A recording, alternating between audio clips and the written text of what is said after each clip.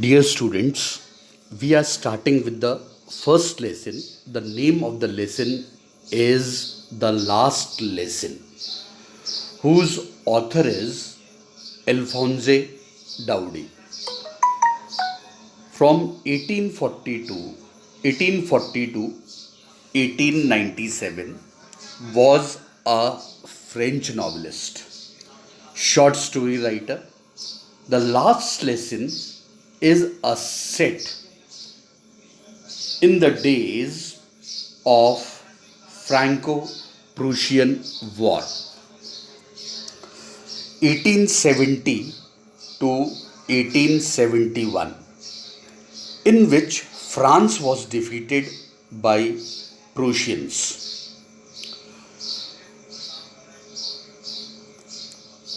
Prussia then consisted of what now are the nations of Germany, Poland, and parts of Australia.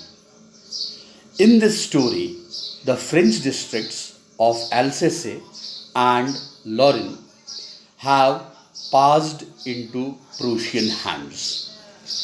We will be reading this story to find out what effect this had on a life at school. Now we are starting the lesson. Now, two main characters are really very important in this lesson. The character of M. Hamel and little Franz as a student. Now we are starting the lesson.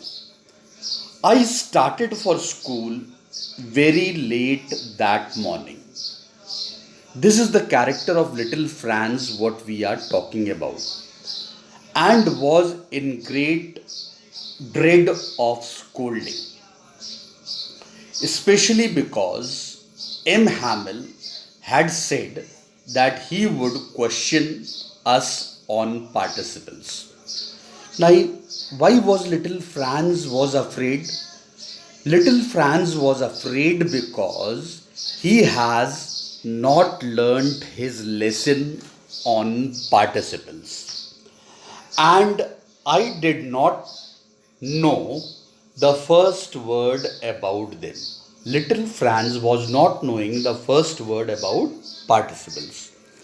For a moment, I thought of running away and spending the day out of doors.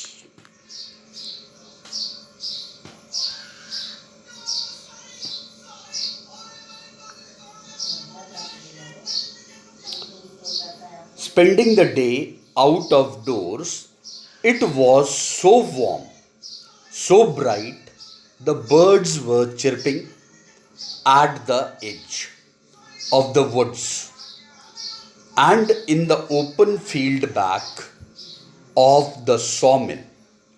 The Prussian soldiers were drilling. It was all much more tempting than the ruler for participles. But I had the strength to resist and hurried off to school. When I passed the town, Hale, there was a crowd in front of the bulletin board. That means when little Franz was walking towards the school, some people were standing in front of the bulletin board. For the last 2 years, all our bad news had come from there. The lost battles, the draft of the orders of the commanding officers, and I thought to myself without stopping, what can be done? Then, as I hurried by as fast as I could go, the blacksmith, the watcher, who was there, with his apprentice reading the bulletin, called after me, Don't go so fast. They told me, don't go so fast. Bub, you will get to your school in plenty of time. There is plenty of time and you will reach the school in time. I thought he was making fun of me. Little Franz thought like that they were making fun of him, and reached M. Hamel little garden out of breath. Usually, when school began, there was a great bustle. That means the great noise of the students banging the decks and all, which could be heard out in the street. The opening and closing of decks, lesson repeated in unison, very loud, with our hands over our ears to understand better. And the teacher's great ruler rapping on the table. But now it was also still. I had counted on the commotion to get to my decks without being seen. That M. Hamill could not see little Franz. But of course, that day everything had to be quiet as a Sunday morning. Why it was a Sunday morning? Why the author is describing as a Sunday morning? Because M. Hamill is taking his last French classes. Through the window, I saw my classmates already in their places, and M. Hamill walking up and down with his terrible iron ruler under his arm. I had to open the door and go in before everybody. You can imagine how blushed and how frightened I was. That means little Franz was totally afraid and frightened of M. Hamill because he has not learned his lessons on participles that day. But nothing happened. M. Hamill saw me and said very kindly, go to your place quickly, little Franz.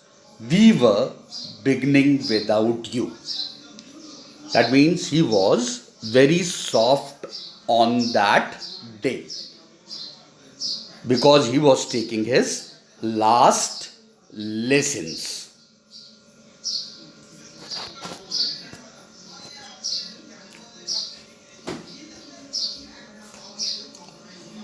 I jumped over the bench and sat down at my desk.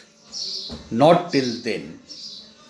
When I had got a little over my fright, did I see that our teacher had on his beautiful green coat, his frilled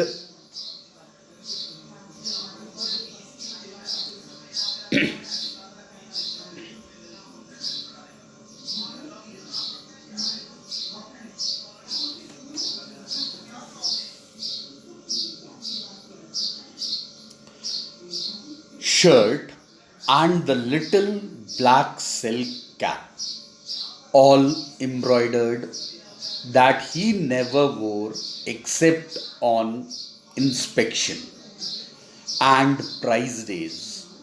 Besides, the whole school seemed so strange and solemn. But the thing that surprised me most was to see on the back benches that were always empty. The village people sitting quietly like ourselves. Why the village people were sitting over there? Because M. Hamel was taking his last classes on French on that day. Old Hauser, with his three cornered hat, the former mayor, the former postmaster, and several others besides. Everybody looked sad, and Hauser had brought an old primer thumbed at the edges, and he held it open on his knees with his great spectacles lying across the pages. While I was wondering, that means little Franz was wondering about it all, M. Hamel mounted his chair in the same grave and gentle tone which he had used to me, said, "My children, this is the last lesson I shall give you. The order has come from Berlin to teach only German in the schools of Alsace and Lorraine. The new master comes tomorrow. This is your last French lesson. I want you to be very attentive," he said. Who said this? M. Hamel was saying to his students like that. What a thunderclap these words were to me. These words were like thunderclap to little Franz, as somebody had hit a hammer on his head. Oh, the wretches! That was what they had put up at the town hall. My last French lesson, why, I hardly knew how to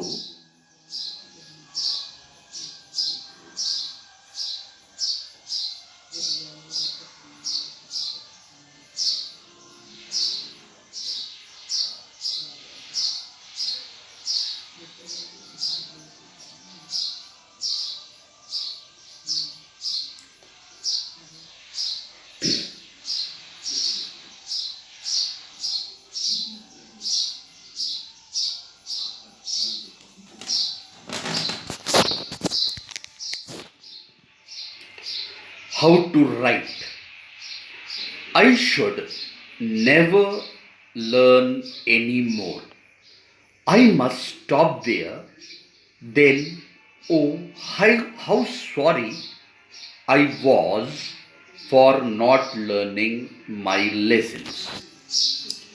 Little Franz was feeling very sad about M. Hamel, that he was taking his last classes.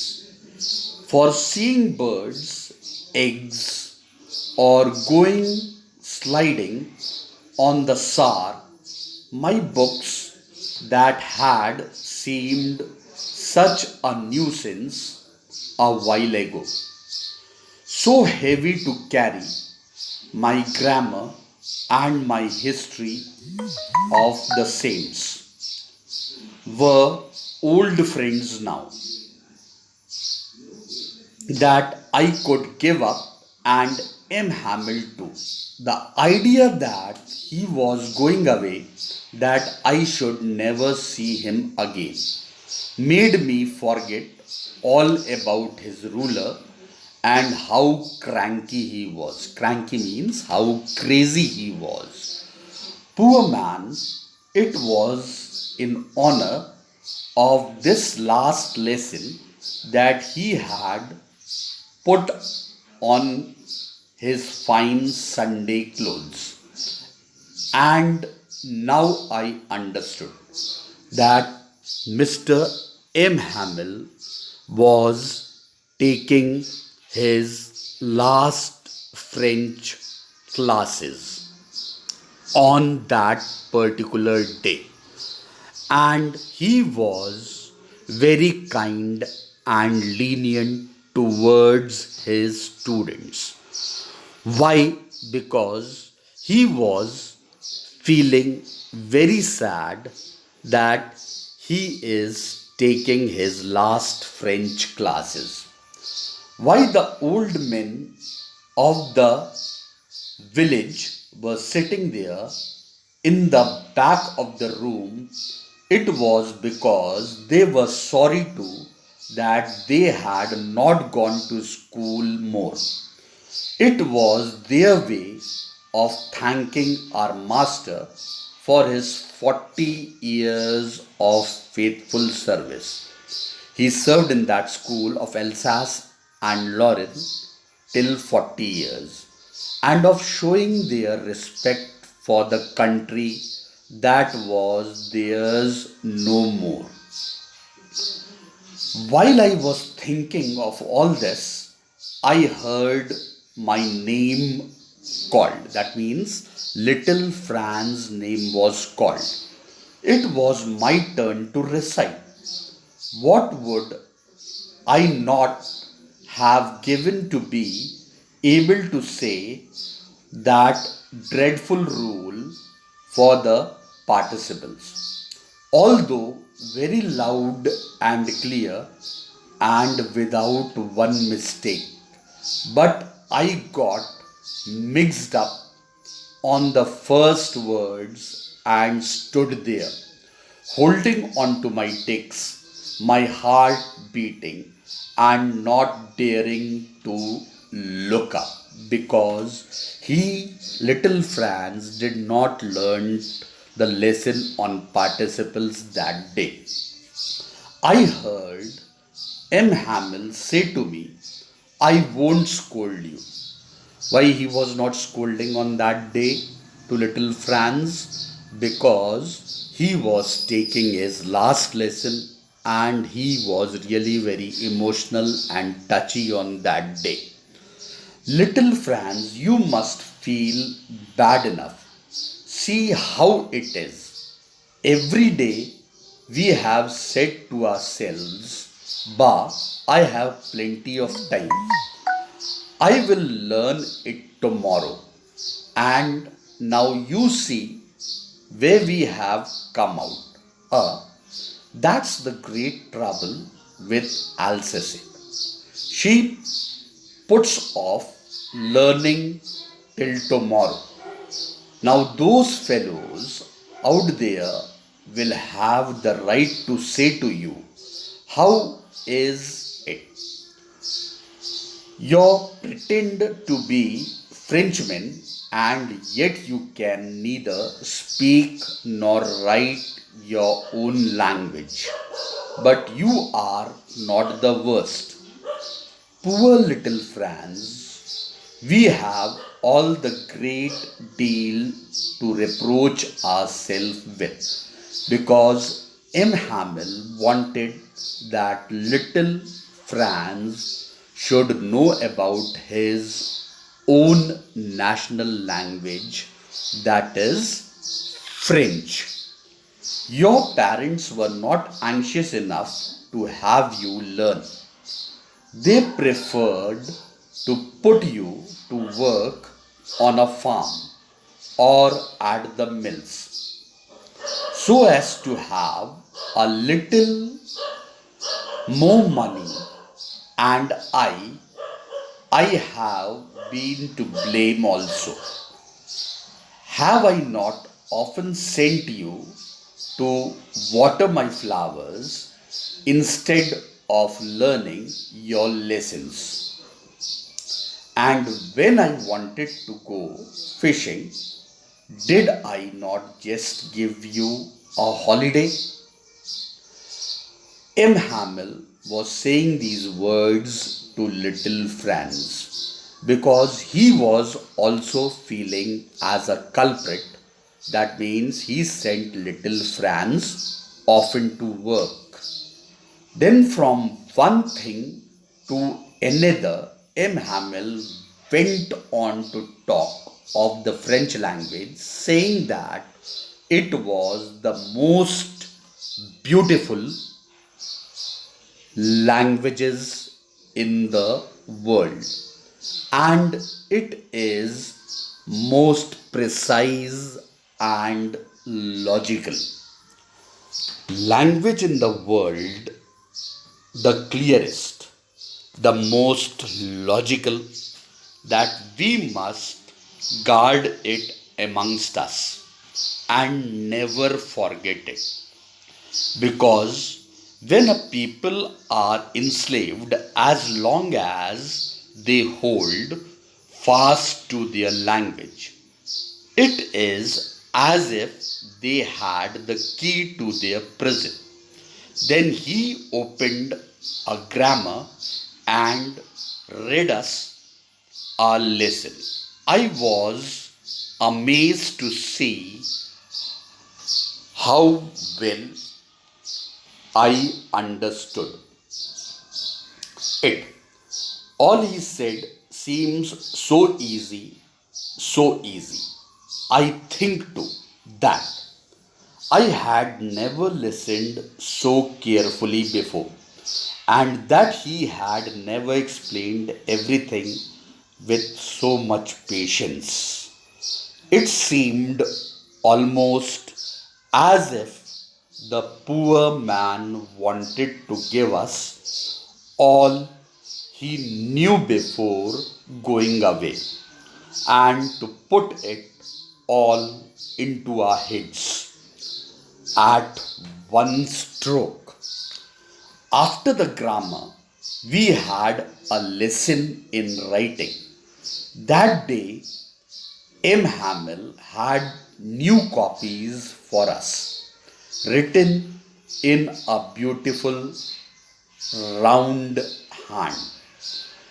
France, Alsace, France, Alsace.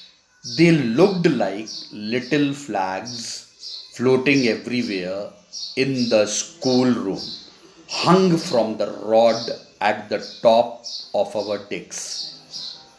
You ought to have seen how everyone set to work and how quiet it was.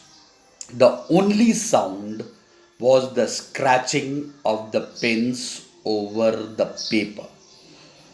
Once some beetle flew, but nobody paid any attention to them. Not even the littlest one, who worked right on tracing their fish hooks, as if that was French too. On the roof, the pigeon cooed very low, and I thought to myself, will they make them sing in German, even the pigeons? Why little Franz thought like that? Because this is the irony of the lesson. Even they make the pigeons sing in German, he asked to himself. Whenever I looked up from my writing, I saw M. Hamill sitting motionless in his chair and gazing first at one thing, then at another, as if he wanted to fix in his mind just how everything looked in that little schoolroom. Fancy, for 40 years he had been there in the same place, with his garden outside, the window, and his class in front of him, because since 40 years he was teaching in the same school of Alsace, and he was teaching French over there. Just like that, only the decks and benches had been worn smooth. The walnut trees in the garden were taller, and the hoop-vine that he had planted himself twined about the windows to the roof. How it must have broken his heart to leave it, all poor men, to hear his sister moving about in the room above, packing their trunks, for they must leave the country next day.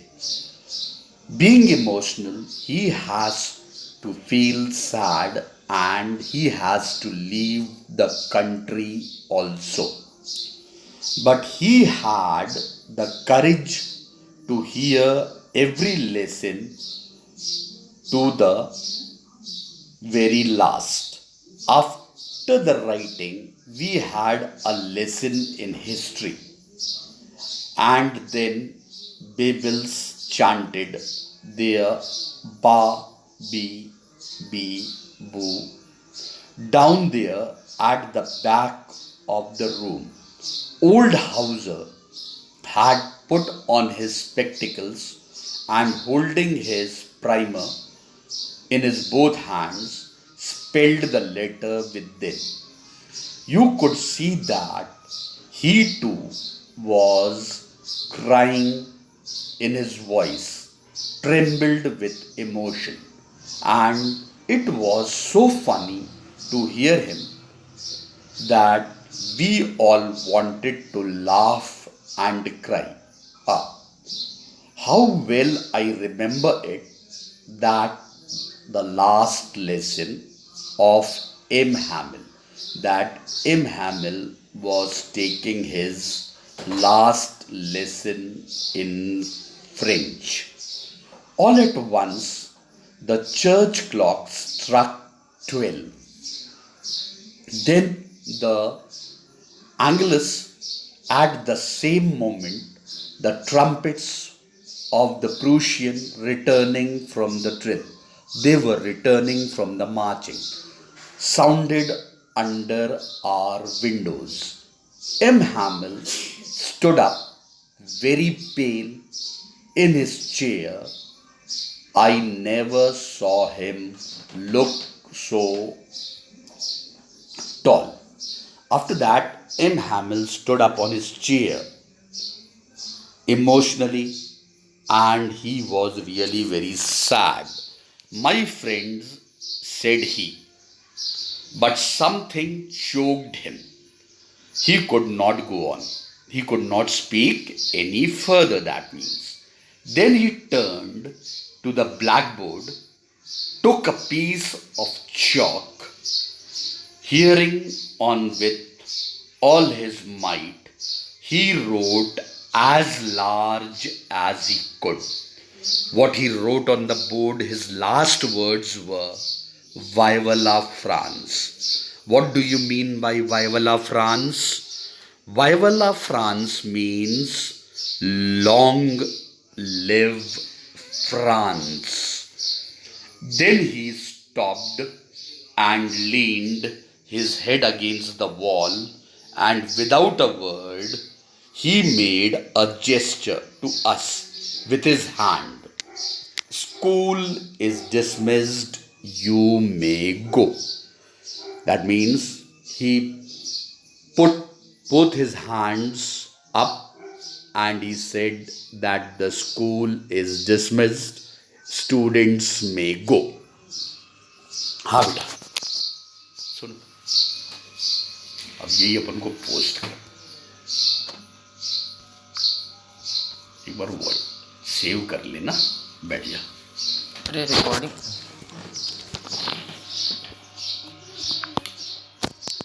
File कहाँ गई? आएगा ना, open कर। हाँ चल तो रही है, स्टॉप।